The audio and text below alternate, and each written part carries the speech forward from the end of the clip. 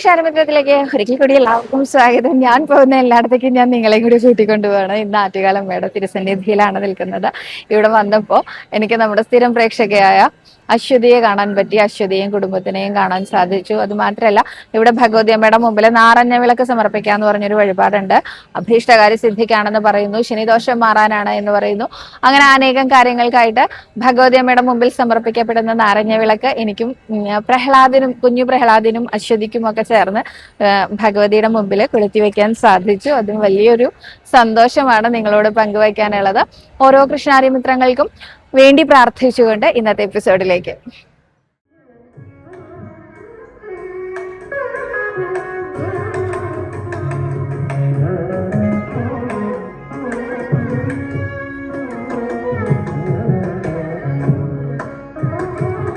ഞാനിവിടെ ആറ്റുകാലമ്മേനെ തൊഴാൻ വന്നപ്പോ അശ്വതിയെ കണ്ടു കേട്ടോ.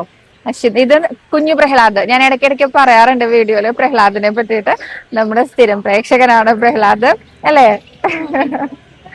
അപ്പൊ അശ്വതിനെയും കാണാൻ പറ്റി.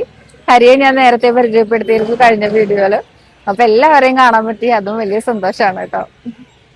അശ്വതിയുടെ ഹസ്ബൻഡ്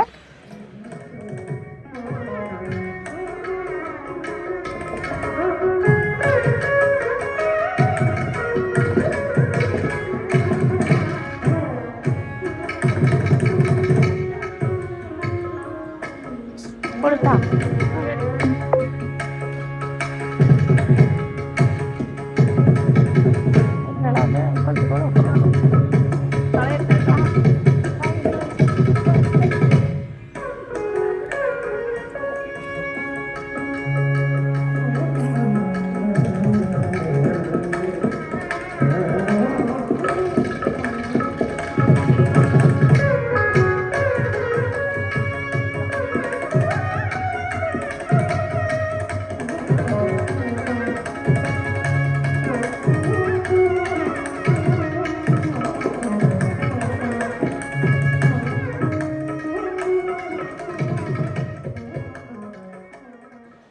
അങ്ങനെ ഇന്ന് ഞാൻ ആറ്റുകാലമ്മയുടെ തിരുസന്നിധിയിലെത്തിയിരിക്കുകയാണ്.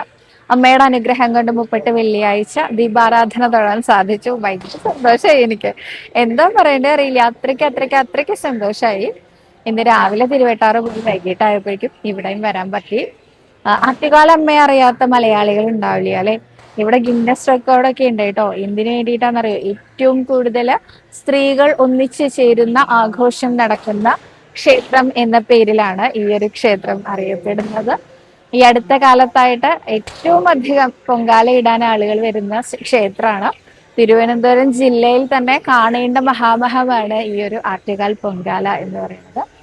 മനോഹരമായ ക്ഷേത്രമാണ്. അനേകം ദാരുശില്പങ്ങളുണ്ട്. നമ്മൾ ഗുരുവായൂരമ്പലത്തിൽ, ഞാൻ എവിടെ പോയാലും ഗുരുവായൂരപ്പനെയും ഗുരുവായൂരമ്പലവും ഒക്കെ കണക്ട് ചെയ്യുന്നുണ്ട്, അല്ലെ? ഗുരുവായൂരമ്പലത്തിലെ പ്രദക്ഷിണ വരിയില് ഈ വെളുത്ത നിറത്തിലുള്ള അനേകം ശില്പങ്ങൾ കാണാം എന്ന് പറഞ്ഞില്ലേ? ഞാൻ ഓരോ ശില്പങ്ങളെയും കുറിച്ച് പറയാറുണ്ട്, അല്ലെ? ഇവിടെ കറുത്ത നിറത്തിലുള്ള തൂണുകളാണ് ഉള്ളത്. ആ തൂണുകളിലെല്ലാം ഓരോരോ ശില്പങ്ങൾ, ഓരോരോ ദൈവ സാന്നിധ്യങ്ങൾ നമുക്ക് അനുഭവിച്ചറിയാൻ സാധിക്കും.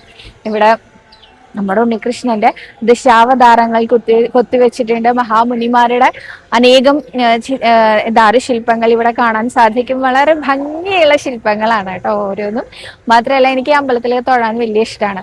ഈ അടുത്ത കാലത്ത് ഞാൻ കേൾക്കാനിടയായിട്ടുള്ള ഒരു കാര്യം എന്താണെന്നറിയോ?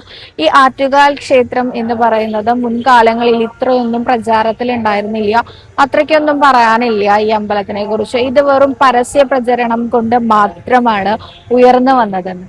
ഒരുപക്ഷെ ശരിയായിരിക്കാം. പരസ്യ പ്രചരണങ്ങൾ കൊണ്ട് തന്നെ ആയിരിക്കാം ഈ ക്ഷേത്രം മറ്റുള്ളവരിലേക്ക് എത്തിയത്.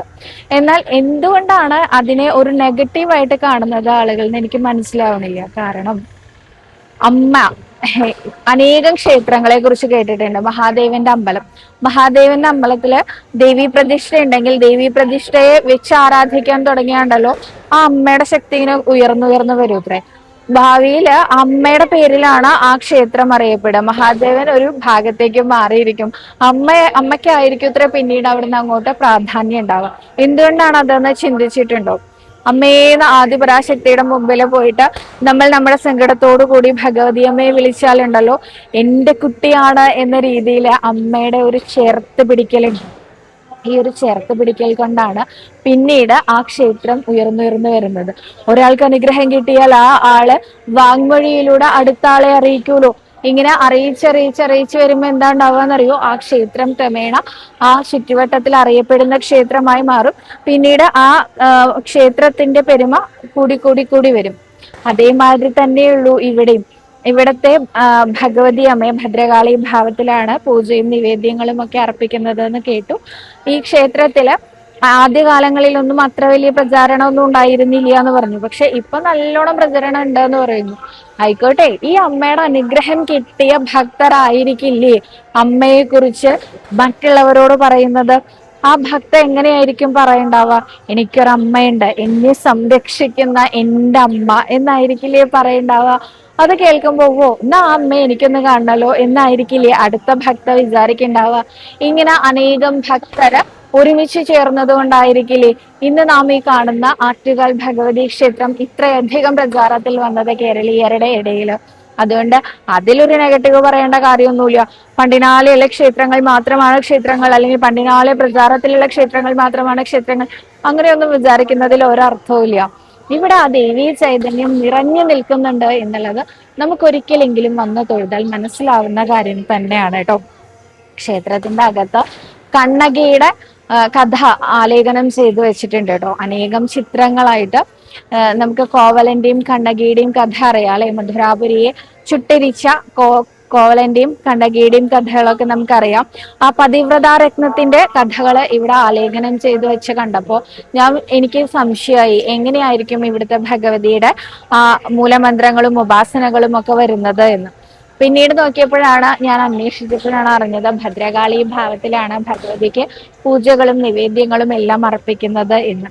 എന്തായാലും കണ്ണകിയായിരിക്കുന്ന ഭഗവതി അമ്മയാണെങ്കിലും ഭദ്രകാളി ഭാവത്തിലുള്ള അമ്മയാണെങ്കിലും നാം ഓരോരുത്തരെയും, ഇവിടെ വരുന്ന ഓരോ ഭക്തരെയും അമ്മ ചേർത്ത് പിടിക്കുന്നുണ്ട് എന്നുള്ളതിന്റെ ഉത്തമ ഉദാഹരണമാണ് ഓരോ ദിവസം കഴിയുമ്പോഴും ഈ ക്ഷേത്രത്തിലേക്കുള്ള ആളുകളുടെ ഒഴുക്ക് നിയന്ത്രിക്കാൻ പറ്റുന്നതിലും അപ്പുറത്തേക്കാകുന്നത് അല്ലെ. എന്തായാലും ഭഗവതി അമ്മയുടെ അനുഗ്രഹം നാം ഓരോ കൃഷ്ണാര്യ മിത്രങ്ങൾക്കും ഉണ്ടാവട്ടെ എന്ന് പ്രാർത്ഥിക്കുന്നു. കാളി കാളി മഹാകാളി ഭദ്രകാളി നമോസ്തുതേ, കുലം ച കുലധർമ്മം ച മാഞ്ച മാഞ്ച പാലയ പാലയ എന്ന് പ്രാർത്ഥിച്ചുകൊണ്ട് ഭഗവതി അമ്മയുടെ പാദ നമസ്കാരം ചെയ്യുന്നു.